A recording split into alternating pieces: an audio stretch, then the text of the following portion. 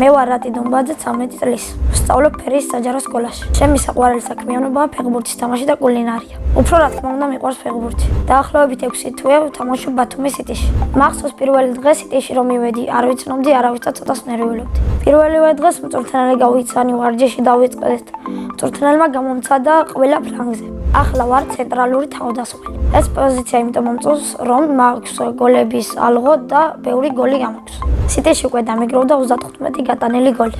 ერთ გოლი გამომივიდა ყველაზე ლამაზი. ჩემმა თანაგუნდელმა ჩამიწოდა და შევაგდე 9-ში. მე კარი არც კი განძრეული.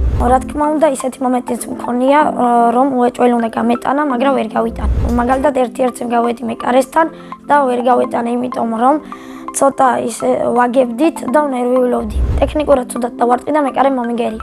მოედაზე ჩემი მთავარი მოვალეობაა გუნდურად თამაში და გოლების გატანა. ჩემი ყველაზე კარგი საფეხბურთო თვისება მგონია გოლების ალღო და გატანა. გამოსასწორებელი მაქვს დრიბლინგი და ფიზიკური მომზადება. გუნდში ყველაზე კარგად შეთამაშებული ვარ ირაკლი ანანიძესთან. ბათუმის სიტიში ჩემი მწვრთნელია თორნიკე დევაძე.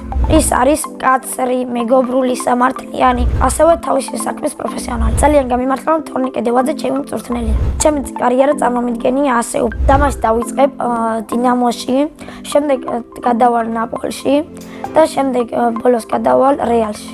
იმიტომ რომ მადრიდის რეალი ჩემი საყვარელი გუნდი. საყვარელი ფეხბურთელია ვინისიუსი. საქართველოს ნაკრებში სიამოვნებით ვითამაშე 10 ნომრით. მე ფეხბურთის თამაშს ვაპირებ 40 წლამდე. კარიერის დასრულების შემდეგ გავხდები ბუღალტერი. ბუღალტრობა იმიტომ ავირჩიე, რომ კარგად ვსწავლობ და ამ საქმეშიც ვიქნები პროფესიონალი. ბავშვობაში მინდოდა გამოსულიყავი მოცეკვავი. ჩემი სკოლა იმიტომ მიყვარს, რომ კარგი კლასელები მყავს, კარგი მასწავლებლები და კარგი დირექტორი. ჩემს სკოლაში ყველაზე მხიარულია გია ვაშაყმაძე. ყველაზე ცელქია გიგა ცინცაძე. ყველაზე ეჭკვიანია მიშა აბულაძე. ყველაზე მშვიდია ნატალი ნაკაშიძე. მე ვარ ყველაზე სიმპათიური, მშვიდიც ვარ, ასევე მასწავლებლებს ძალიან მოსწონთ ჩემი თვალები. კიდე ვარ ძილობიანი და განათლებული. ამ ეტაპზე შეყვარებული იმიტომ არ მყავს, რომ არ მინდა კარიერაში ხელი შემეშალოს. ცალს რომ მოვიყვან ვიქნები 21-22 წლისამდე. შვილებს დავარქმევ სანის, ნოეს და მარის. ჩემი საყვარელი საგანია ქართული. საყვარელი მასწავლებელი არის ლელა მიქელაძე. არის მოსიყვარულე, მეგობრული, თავის საქმის პროფესიონალი და უყვარს ბავშვები. ახლა მინდა ვიყო 18 წლის, იმიტომ რომ ავიხდნენ ჩემს ოცნებას, ვიქნები პროფესიონალი და ვითამაშებ ნაკრებში. სახლში ვცხოვრობ მე, ჩემი ორი ძმა, დედაჩემი და მამაჩემი. კიდევ მინდა მყავდეს ერთი და ჩემი ძმა არის 5 წლის და ქვია რეზი. ის არის ცელქი, ჭკვიანი და ნერვების მომსვლელი. ნერვებს მაშინ მისლის, როცა ვსწავლობ საგნებს. მოდის და რაღაცეებს ლაპარაკობს, თვითონაც კითხულობს. მეორე ძმა არის 1 წლის და 4 თვის და ქვია მათი. მათი არის მტირალა, ჭამელი, ასევე საყვარელიც.